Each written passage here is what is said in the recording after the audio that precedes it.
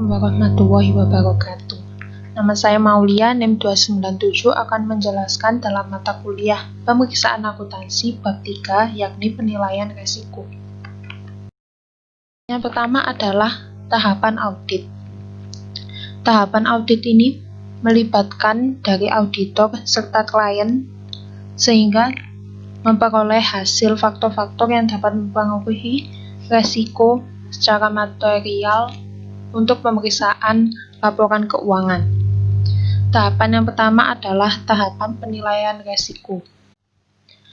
Penilaian resiko yang diberikan auditor ini menyatakan bahwa opini audit yang tidak tepat sehingga kurangnya bukti dan menyebabkan keterlambatan dalam proses audit. Yang kedua adalah tahap respon risiko. Tahap ini auditor melibatkan pengujian secara rinci atas pengendalian transaksi dan saldo akun sebagai tindak untuk mengendalikan sistem internal dalam perusahaan sang klien. Yang ketiga adalah penyimpulan dan pelaporan audit. Tahap terakhir ini, sang auditor akan mengumpulkan segala opini tentang kebenaran dalam laporan keuangan yang sudah diauditnya. Pengungkapan dalam laporan audit sehingga perincian serta pengetahuan dapat diberikan kepada klien. Selanjutnya adalah pemahaman tentang klien. Memperoleh pemahaman tentang klien sangat dibutuhkan oleh auditor. Yang pertama adalah pemahaman tentang tingkat entitas. Sang auditor memperoleh pengetahuan rinci tentang klien mereka. Pengetahuan dasar diberikan saat proses wawancara di antara keduanya. Yang kedua adalah tingkat industri. Tingkat industri sangat dibutuhkan untuk auditor dalam mengerjakan tugasnya, karena bisa mengolah data dalam proses tingkat persaingan industri yang dilaksanakan oleh klien tersebut. Yang ketiga adalah tingkat ekonomi. Pengaruh kegiatan ekonomi sangat membantu dalam mengerjakan audit. Pemahaman tentang klien, bagaimana cara mereka untuk menilai dari kemajuan dan penurunan ekonomi, perubahan suku bunga, dan fluktuasi sangat berpengaruh untuk masa depannya. Selanjutnya adalah resiko penipuan. Resiko penipuan ini sangat berpengaruh buruk kepada auditor. Tanda bahaya ini meliputi yakni pergantian karyawan kunci yang tinggi, manajemen yang terlalu dominan, pergantian auditor yang tinggi, dan lain sebagainya.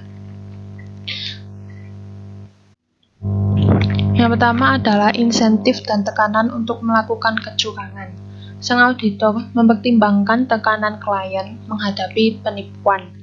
Contoh insentif yang diberikan adalah penurunan keuntungan, ancaman pengambil alihan, ancaman kebangkrutan, dan lain sebagainya. Yang kedua adalah auditor menilai seberapa besar peluang penipuan. Auditor menilai seberapa besar peluang penipuan. Peluang dalam masa ini contohnya adalah akun yang bergantung pada estimasi dan pertimbangan, mekanisme tata kelola perusahaan yang buruk, pergantian staf yang tinggi, dan lain sebagainya. Yang ketiga adalah sikap dan rasionalisasi untuk membenarkan suatu penipuan. Sikap ini mengacu pada keyakinan etis tentang benar dan salah, mengacu pada kemampuan untuk membenarkan suatu tindakan. Contoh sikapnya adalah nada buruk di puncak, fokus berlebihan pada keuntungan atau harga saham, dan lain sebagainya. Ini adalah resiko kelangsungan hidup. Yang pertama adalah indikator dalam resiko kelangsungan hidup.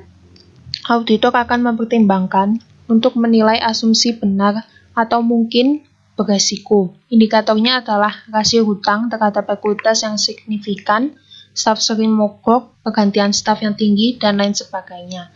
Yang kedua adalah faktor mitigasi, yakni auditor mempertimbangkan nilai asumsi yang dilakukan. Dalam hal tersebut termasuk dalam surat jaminan dari perusahaan induk, kemampuan untuk mengumpulkan dana tambahan melalui penjualan saham, melalui pinjaman, maupun menjual segmen bisnis yang tidak menguntungkan.